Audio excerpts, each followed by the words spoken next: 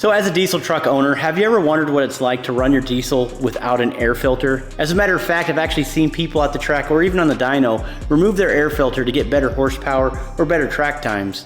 And yeah, it's kind of a risky thing, but what actually happens to that turbo when you're inducing unfiltered air? I'm sure 100% of the viewers watching this video will say that that's a horrible idea. And if you could be honest with yourself and you own a diesel truck and you've actually worked on it, you may or may have not have started your truck without an air filter at one point or another. But after prolonged periods of time driving your truck, will that turbo in your truck actually explode? You see, about a month ago, I headed to Wisconsin to Ryan's diesel service so I can video record handing me the keys to the winner of the Shorty Duramax. During that time, I also brought my turbo to his shop. So I'm gonna have Eric, the turbo guy, go ahead and disassemble this turbo and look at the carnage and see what actually happens when you run your truck without an air filter, which I personally did at one point or another. And I'm gonna explain to you guys exactly why I did that. So not only are we gonna disassemble this turbo, but we're gonna make it so much better. And I'm gonna be doing something pretty cool with my older turbo. So if you watch till the very end, you're gonna hear what my grand scheme is. So let's head over to the shop at Ryan's Diesel Service in Wisconsin, where they assemble some of the best turbos on the planet. And let's go ahead and get their take on exactly what I'm talking about.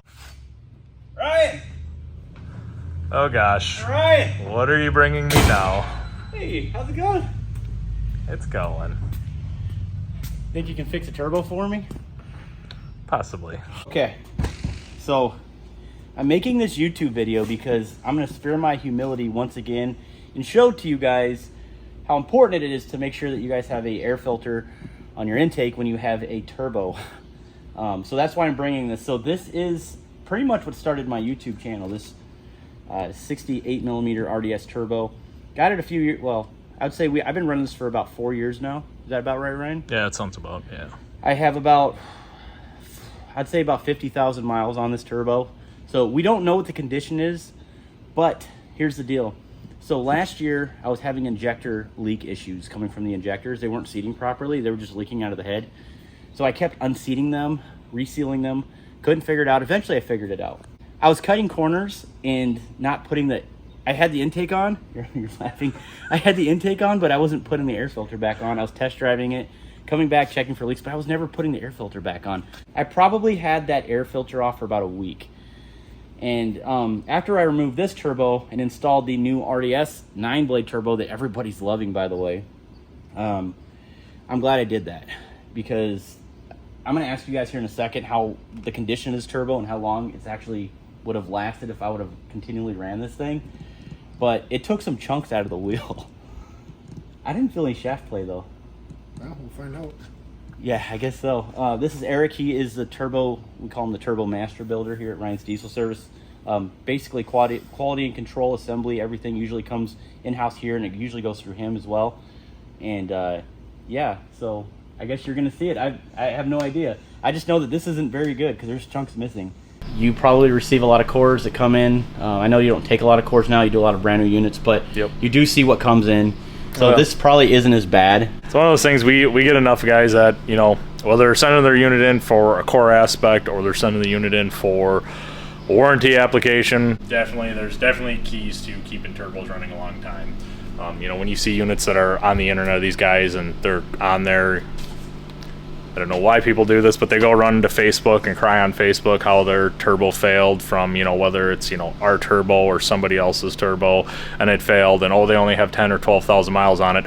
That unit isn't failing that fast for no reason. Hold your thought. We're gonna get into that. I think we need to talk about this. This is good stuff. So let's go ahead and open this and let's see what the carnage is with no air filter, Ryan. Let's go for it. Oh man. I'm gonna check the vane actuation, which is still full sweep and with no binding. Gosh, I just got off the road 5-6 hours and we're already tearing the turbo apart. This is pretty awesome. What is the condition of this turbo after about 50,000 miles? I'm very interested to see.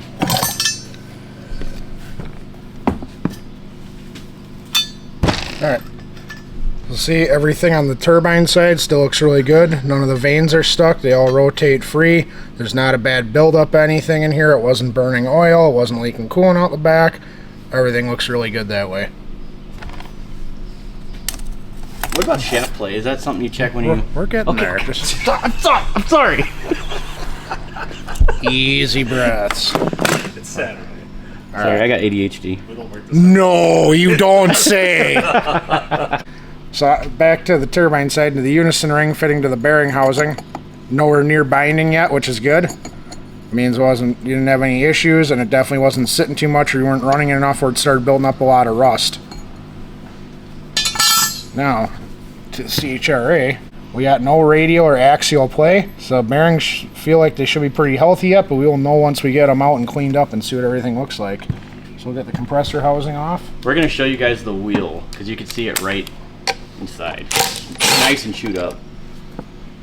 I think that was only a week of not having an air filter on there, Ryan. That's all it was? Yeah. Well, a week of driving down dusty farm roads, yep. Yeah, I live out in the farm country, so. With a cold air intake on it too, open to the bottom, which kicks up a lot of stuff. Oh yeah. Well, at least I didn't suck that little O-ring from the intake into the turbo. We know of yet. We'll see. Don't need to get me started on that O-ring. Oh, okay, okay. Ryan and that O-ring are really good friends.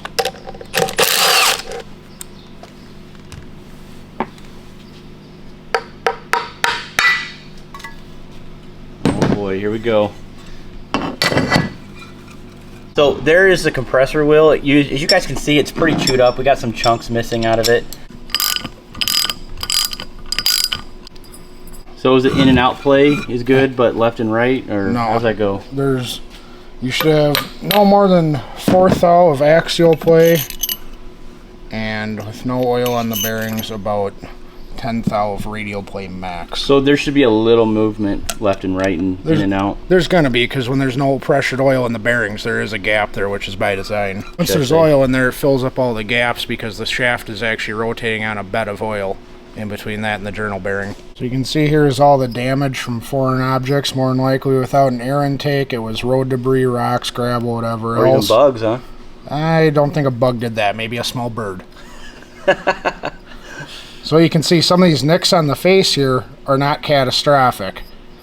Almost any turbo you see, even with the air filter, eventually after 100, 200,000 miles will pick up a few of those nicks just from debris getting in there. These, on the other hand, especially ones like that, or where this has a bend in it, that one is going to throw the wheel off balance. And even though it seems like it's very small, this will destroy a turbo very quickly, and it's going to get worse and worse and worse. What'll happen, because this is out of balance, and you got to remember these rotating assemblies are balanced to very, very small amounts. Because it's spinning at up to 80,000 RPM, it needs to be very balanced, or the shaking will eventually wear out all the bearings. This is going to start shaking worse and worse until it wears out the journal bearings. When that happens, it's now going to have contact with the housing. When it starts doing that, the damage is going to only get more and more severe until the shaft eventually bends, which is going to put a whole bunch of pressure on the thrust bearing face, which will cause the shaft to snap and let loose. Yeah, you definitely got a hold of that one, that's for sure. I mean, not as bad as what we've seen in the past with some of the stuff we've seen, but like Eric said, that definitely would have been an issue over time if you would have kept on. And how long did you run it without? About a week. Yeah. A week did that. So a week of not running an air filter. Wow. So what do you think, Eric? How many more miles, I mean, roughly, you think I had left on that turbo? Wouldn't be able to tell you exactly, but that could be anywhere from, it could run another 5,000 like that, it could run another 500. Here's the RA and all the bearings reassembled. This is what it looks like on the inside of the housing. Journal bearings, this is your thrust stack up with the spacer, the thrust bearing, and the collar. So now what we can see is where the damage will be. Can only imagine how many times you've cut your fingers working here. 2 or 3. A day. Those are probably pretty sharp, though. You're crazy. So this is the surface that imbalance in the wheel is going to start wearing. And if you look on the pads here, you can see the discoloration. Mm-hmm. A little discoloration. So what is that? That's the hot spots from that wheel being out of balance and pulling this collar. It's almost like a clutch in a way, where you see the hot spots on a clutch. Maybe? No? No. Okay, I'll shut up. Won't leave that in there. Not a good analogy. So as this is wobbling, because that imbalance in the wheel, it's starting to hit all these spots, and it's taking that thin layer of oil that's supposed to be here, and the back of this collar is actually making contact. At 50,000 miles, you should not have any of that yet. Okay. This is from your wheel being imbalanced.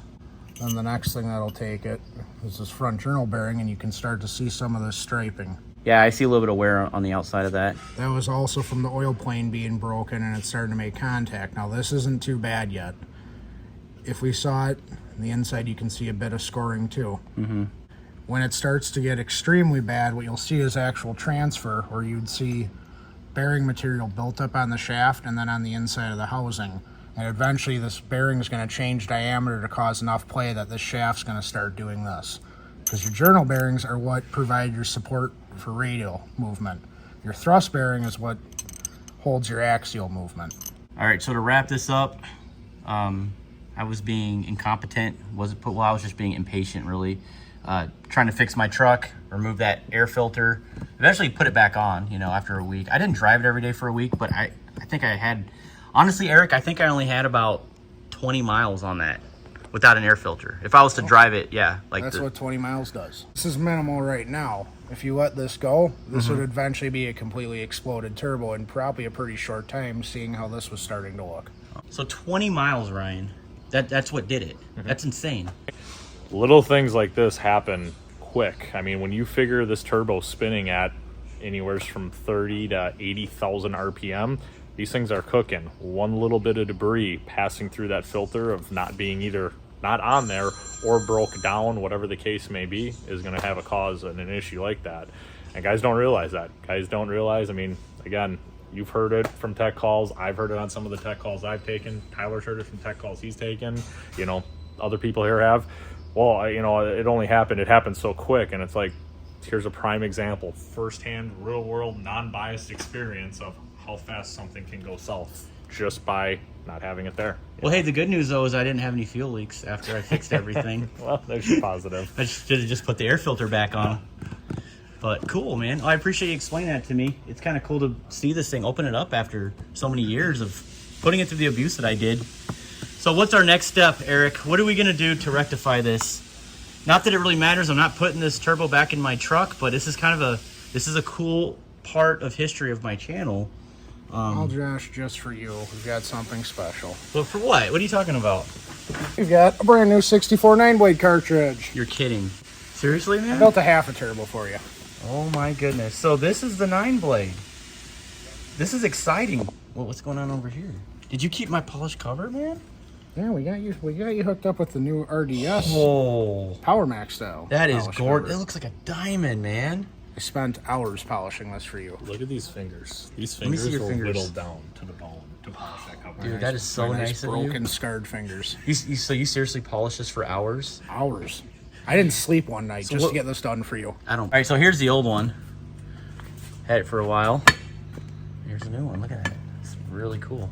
Look at the difference. So the setup that you had, we actually don't offer anymore. We actually switched that over to a 66 and then went larger on the turbine side with the 68 wheel. So this unit here that we're gonna end up doing, this is going to be a 64 mil with the 66 turbine. Basically, we'll clean up that housing that you initially had that you brought in. One thing to point out, we don't do remans. We stopped remans back in August of last year. The reason being the cores that we were getting back, the quality, they just weren't good anymore. We'd have to take 3 units to make one. It just happens as these units get older. That's what we had to do now, is only brand new units. In this case, so like if you had one of our units and you're like, hey, I want to do an upgrade, I want to go larger with it, okay, fine, we'll clean that up and rework it. Otherwise, just a side note here so that we don't get bombarded with emails and phone calls, we don't do reman turbos anymore. So in this case, being you had our unit, we'll blast it, we'll paint up the housing, blast the vanes, clean everything up, and drop this new cartridge in, and you'll be set and ready to go again.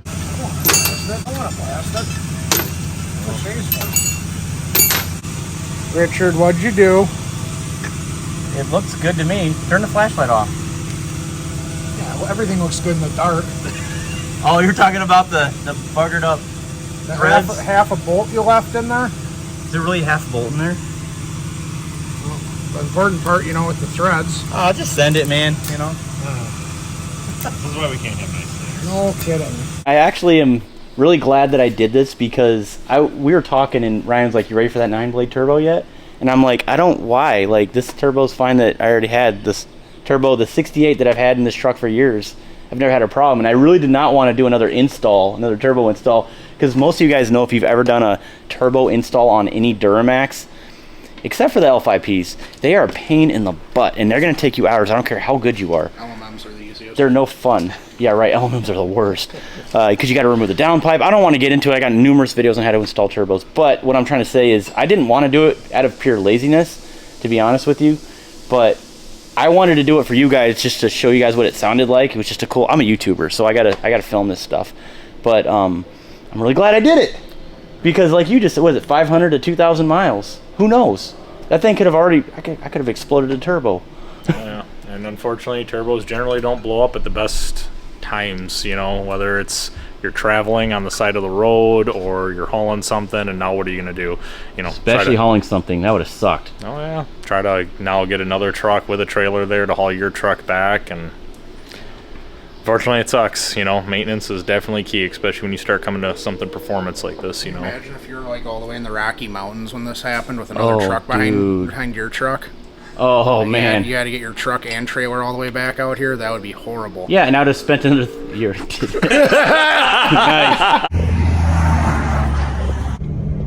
Oh crap! What are you telling me? Did I just blow my engine?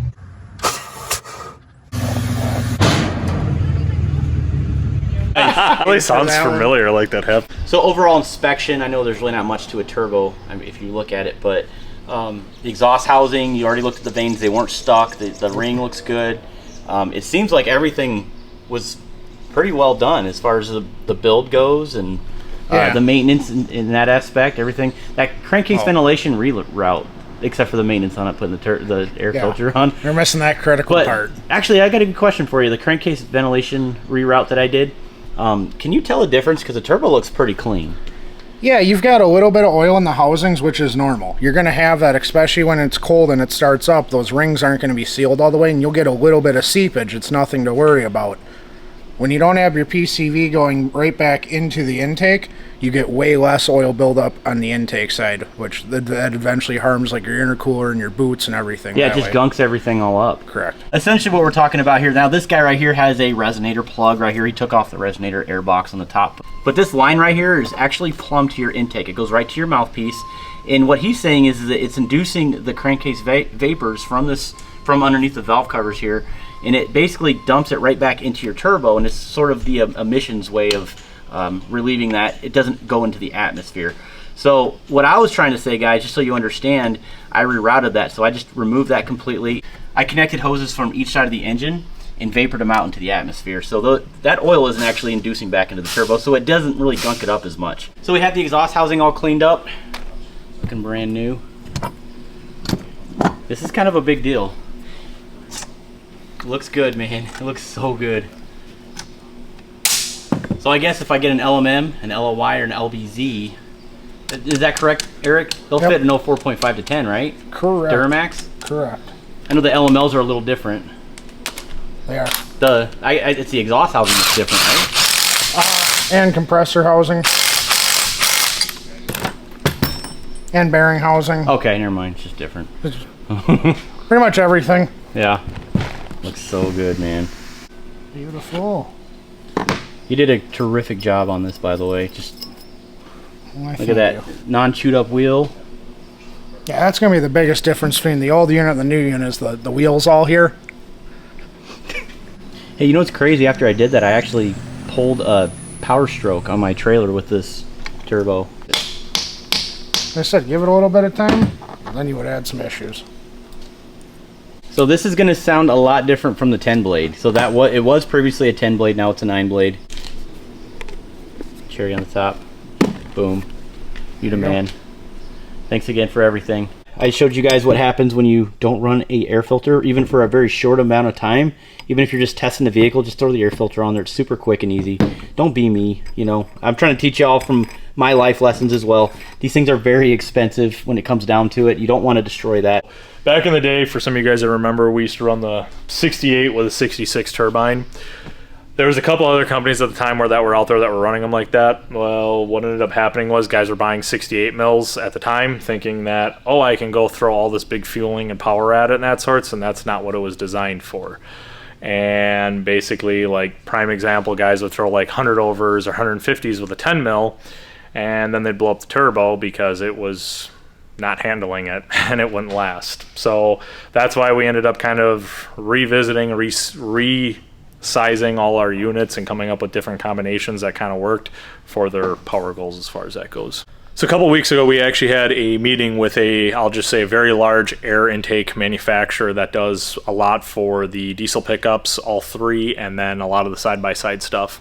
And when I'd asked them, you know, what do you guys like to see for filter changes or cleanings, depending on which one it is, they had said on the cleaning side of things, they really like to see 5,000 miles as a max before the filter's cleaned.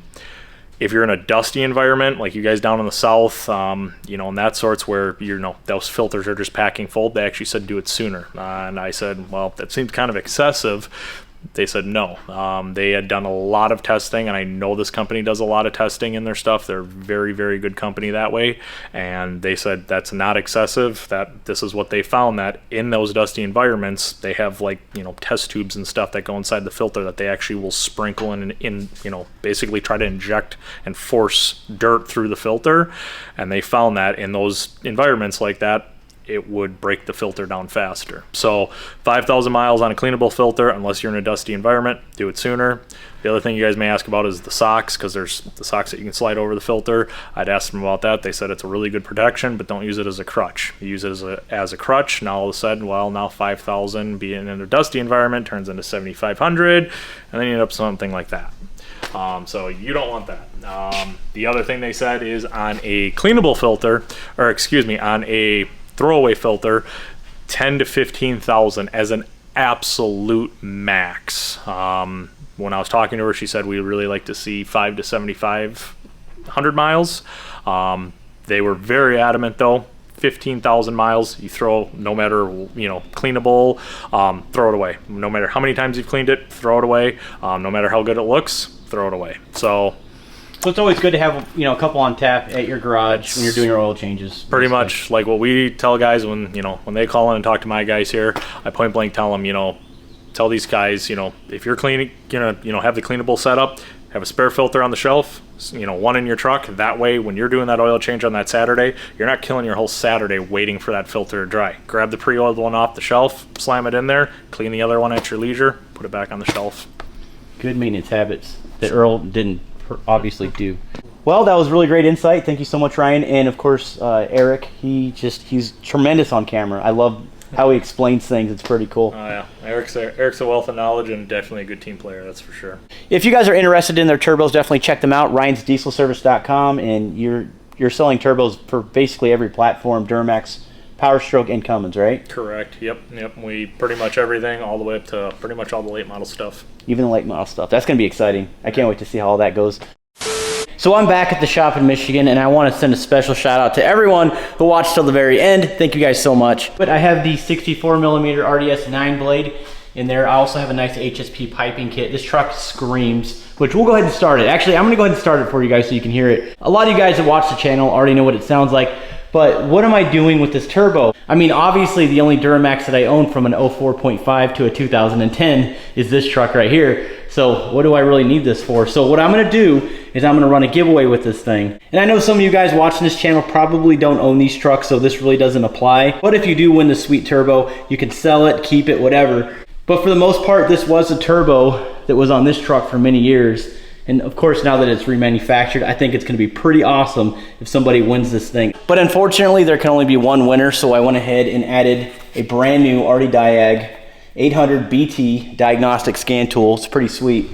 So I will actually have two winners. One will win the RDS 64mm 9 blade, and then the second winner is gonna win this. So we're only gonna run it for one short month, 4 weeks. And most of you guys already know the drill. All you guys have to do is order something on the website. Every $1 spent is 1 automatic entry. And pretty much all you have to do is pick up a t-shirt, a key tag, a decal. You can pick up a lift pump, the PCV reroute kits. I actually sell those on the website as well. But I want you guys to do me a favor. Let me know in the comments if you've ever ran your truck without an air filter. How's that turbo treating you so far? I think it's pretty incredible that a turbo can degrade that quickly when you're not paying attention or just not following the correct steps. Now, I know there's gonna be some haters watching this video that's gonna comment, leave some negative stuff about me, and that's okay, but I can guarantee you that most people that put stuff on the internet when it comes to fixing vehicles, or just general life experiences that don't put them in the best light, they're probably not gonna share that with you. So I think this is a good teaching lesson. That's why I'm making this video. Again, I'm sparing my humility for you guys. But enough with that, let's go ahead and start it up so you guys can hear this thing.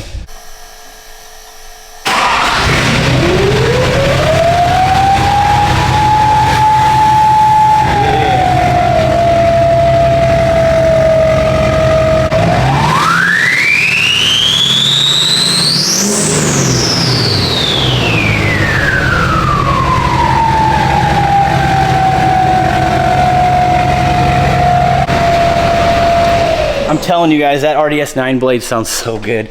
And if you guys are interested in jumping into this giveaway, I left that link in the description and in the comments below. I linked that down there, truckmasterdiesel.com. Go ahead and click on that, pick up something. I'll go ahead and ship it out as soon as I can. I always appreciate the support. It means the world. Thank you guys so much for tuning in. Definitely subscribe and hit the notification bell so you can't miss an episode. We'll see you on the next one. Stay tuned.